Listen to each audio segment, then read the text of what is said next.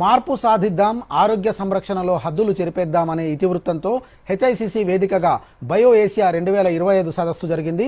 తెలంగాణ ప్రభుత్వం ప్రతిష్టాత్మకంగా నిర్వహిస్తున్న ఈ సదస్సును ముఖ్యమంత్రి రేవంత్ రెడ్డి నిన్న ప్రారంభించారు. ఈ సదస్సులో పాల్గొనడానికి 700 స్టార్టప్లు దరఖాస్తు చేసుకోగా 80 స్టార్టప్లకు అవకాశం కల్పించారు. ప్రముఖ ఫార్మా సంస్థలు, ఇంక్యుబేటర్స్ తమ స్టాల్స్ ఏర్పాటు చేశాయి. ఆ విశేషాలేంటో ఇప్పుడు చూద్దాం. లైఫ్ సైన్స్ రంగంలో ఎంటర్‌ప్రెన్యూర్‌షిప్ సవాల్తో కూడుకున్నది. ఆలోచన నుంచి సాంకేతిక రూపకల్పన, ఉత్పత్తి దశకు చేరేందుకు చాలా సమయం పడుతుంది. అంతిమంగా వాటిని పరీక్షించడం, ధృవీకరించడం వరకు ఎన్నో దశలు దాటాలి. అందుకే లైఫ్ సైన్స్ రంగంలో ఆలోచనలు ఉన్నప్పటికీ చాలా మంది వెనుకడుగు వేస్తూ ఉంటారు. ఇలాంటి వారిని ప్రోత్సహించేందుకు హైదరాబాద్ సెంట్రల్ యూనివర్సిటీ ఇంక్యుబేషన్ సెంటర్ను ఏర్పాటు చేసింది. బయో ఏసియా సదస్సులో స్టాల్ ఏర్పాటు చేసి ఇంక్యుబేషన్ సెంటర్ అవగాహన కల్పించారు.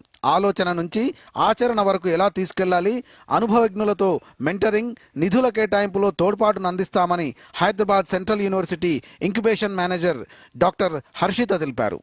ప్రోడక్ట్ లెవెల్కి తీసుకెళ్ళడానికి లేదా ఎంటర్‌ప్రెన్యూర్‌షిప్ అనే ఆస్పెక్ట్ని డెవలప్ చేయడానికి యూనివర్సిటీలో ఆస్పైర్ అనే సెక్షన్ 8 కంపెనీని ఫామ్ చేశారు.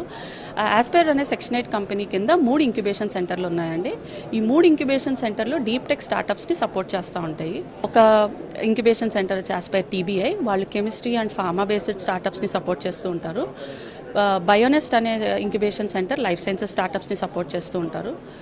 టైడ్ అనే incubation centre IT and electronics based స్టార్టప్స్ని సపోర్ట్ చేస్తూ ఉంటారు.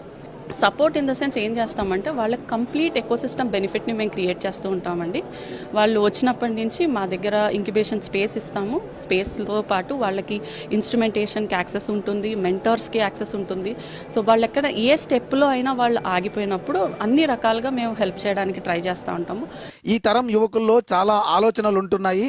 చదువు పూర్తి చేయగానే ఏదో ఒక కొలువులో చేరిపోవాలని భావించకుండా పరిశోధనలు చేస్తూనే అవసరమైతే ఉద్యోగం చేస్తూ ఎంటర్‌ప్రెన్యూర్‌షిప్ గురించి ఆలోచన చేస్తున్నారు. ఇలాంటి వారికి కేంద్ర శాస్త్ర సాంకేతిక మంత్రిత్వ శాఖ ఆధ్వర్యంలోని బైరాక్ సంస్థ ఆర్థికంగా తోడ్పాటు అందిస్తోంది.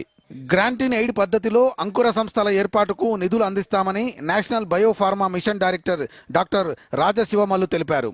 బయో ఏసియా సదస్సులో స్టాల్ ఏర్పాటు చేసి సంస్థ కార్యకలాపాలను సందర్శకులకు వివరించారు. స్కీమ్స్ బట్టి ఉంటాయి.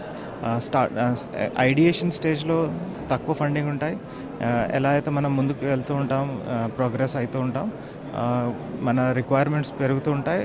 దాని అనుగా మనం ఫండింగ్స్ కూడా అలానే ఎక్కువ ఇస్తూ ఉంటాం.